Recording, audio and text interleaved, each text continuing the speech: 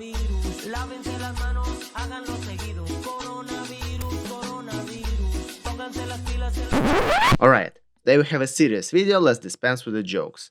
Today's video will be dedicated to coronavirus. And yes, I know that there are already a million of such videos. And you've heard 100 times about what kind of virus it is, what the structure of the virus is, where it came from, and why is it so dangerous. I won't bore you with scientific terms, even though I actually have a degree in biology and work in microbiology. But today I would just like to tell you how things are in Russia with the coronavirus pandemic from the point of view of an ordinary resident. At first, let's go over the official information about the infected in Russia and in the world. Try to understand what measures the Russian government is taking and why these measures are not as strict as in some other countries. How do people in Russia feel about the virus? And finally, will Russian scientists do something to find a vaccine against the coronavirus? Alright, you still with me? Let's start with the boring official numbers. Since they change almost every hour, I cannot give you the exact information, but the general picture will become clear. So, there are 306 people infected with coronavirus in Russia as of today. This is 10 times lower than in Netherlands or UK, while more than in such countries as India or Egypt. Russia is a fairly populated country and has a border with China. Why there are so few infected in comparison with other countries? There are several reasons for this. First of all, Russia closed its borders quickly enough. The border with China was closed early in February, and since mid-March most flights to the country have been cancelled. The bulk of the cases are those who traveled back to Russia from Europe in March. The second reason is population density.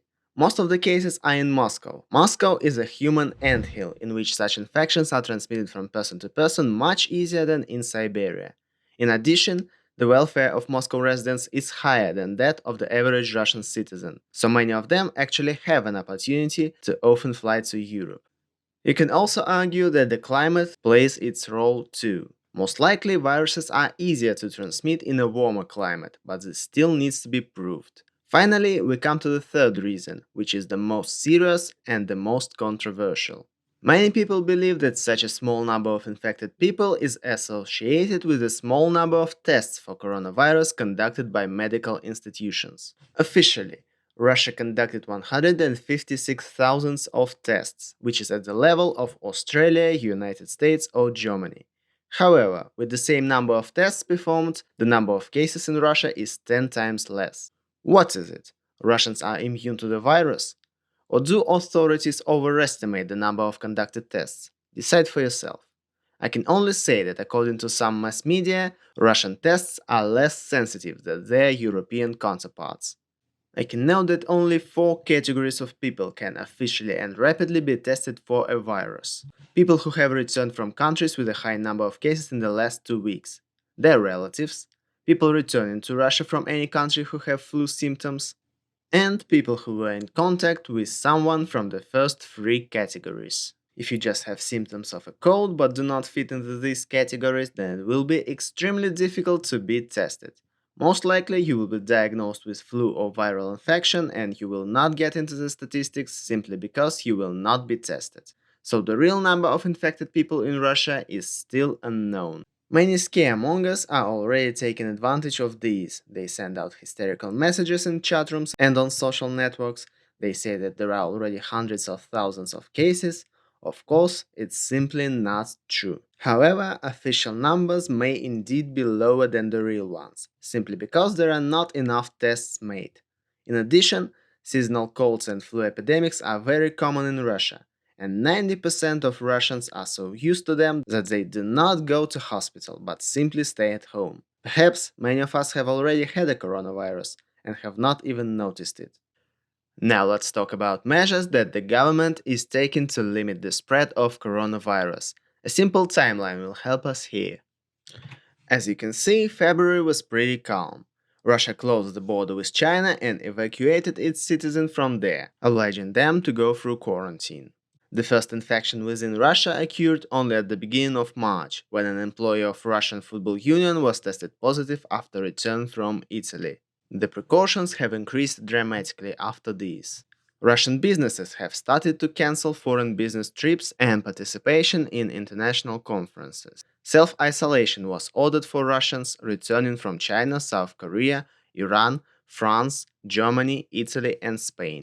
Next, Rospotrebnadzor recommended that people avoid public transport, shopping malls, and other public places at rush hour.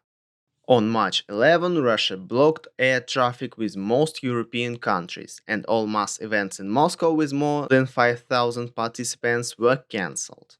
A little later, this number was reduced to 50, and events began to be cancelled across the whole country. Moscow Mayor Sergei Sobyanin has urged employers to allow their employees to work from home to prevent the spread of infection. Finally, at March 19, the Russian government announced a high alert status for all 85 of its regions, requiring the whole country to take anti-coronavirus measures, such as banning large gatherings, moving schools to online classes, and encouraging working from home. The main question is whether these measures are enough. This does not match the measures adopted in China or Italy. Churches, sport complexes, shopping centers, and the subway are still not closed. However, persistent rumors are circulating that Moscow authorities will introduce a near total shutdown of the city to contain the spread of the coronavirus. Perhaps, with the increase in the number of cases, the severity of the measures taken will increase. In general, at the moment, they can be considered adequate to the current situation.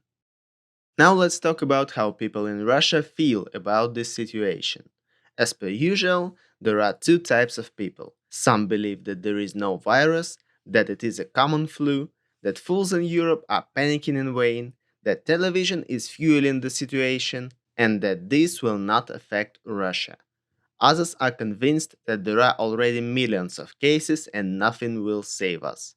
The truth is somewhere in between, as always. Unfortunately, a little panic has actually started. Since last week, Russia has found itself in a spiral of panic purchases in grocery stores. Unlike Australia and the United States, our people do not stock toilet paper, they stock buckwheat. Interestingly, this cereal is practically not used as a food in other countries, but in Russia it is considered the best option for long-term stocks.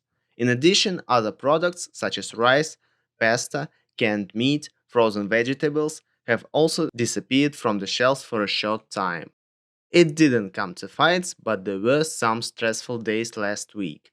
The situation with the supply of products has improved now, although it is still difficult to find medical masks or sanitizers in pharmacies. However, it can be said that Russians are actively using them. There are few people wearing medical masks on the streets, only 5–10% of the total. In general, citizens are likely to be against total quarantine. The mentality of Russians is much closer to the approach of the British, with their herd immunity plan. In this regard, our citizens are not too responsible, and this can be dangerous. The story of the head of infectious disease department in the Stavropol region is indicative. She returned to work after vacationing in Spain despite having coronavirus symptoms. After returning from Madrid, the woman gave lectures to students of the medical academy and also visited the regional Ministry of Health. According to the authorities of the region, the coronavirus is suspected in another 11 people from the doctor's entourage, and almost 300 more are under surveillance. That is, in fact, a person consciously endangering the population of the whole city, and now she can face criminal charges. This is only one case, but it speaks very well about the irresponsible attitude of some people. Finally, let's talk about what Russian doctors and scientists are doing to battle coronavirus. Medicine in Russia is free for everyone, but some of the equipment in hospitals is pretty old. Moscow authorities quickly established a specialized hospital for those infected in the suburbs of Moscow, and at the moment they are re-equipping the buildings of several other hospitals. In addition, today Vladimir Putin promised to provide medical assistance to Italy to fight against coronavirus. There is no exact information on the number of ventilators available in Russia, but let's hope that the epidemic simply does not reach a serious scale here. As for scientists, recently Russian academics from Novosibirsk showed photos of the coronavirus and confirmed the complete decoding of its genome. They already had the genome obtained in China, but its repeated decoding confirms the fact that the virus has not yet mutated, and that the future vaccine should be effective in different regions of the planet. It is reported that Russian scientists have already developed 6 drugs that could potentially help in the fight against the virus. Unfortunately, as a biologist, I can tell you that you should not expect a miracle here. Yes, Russian scientists are quite advanced in their field, but the testing of the drugs would still take a lot of time. Therefore, the expected date for receiving an effective vaccine is unlikely to change. It will still take about a year. Just when I was editing this video, I've read another article where the Moscow mayor officially announced that the subway would not be closed in any case. A logical statement because this will cause a complete collapse of the entire transport system, but the subway is an ideal place for the spread of the epidemic. That's all for today. I hope this information was useful to you. Stay safe, stay at home, and until next time.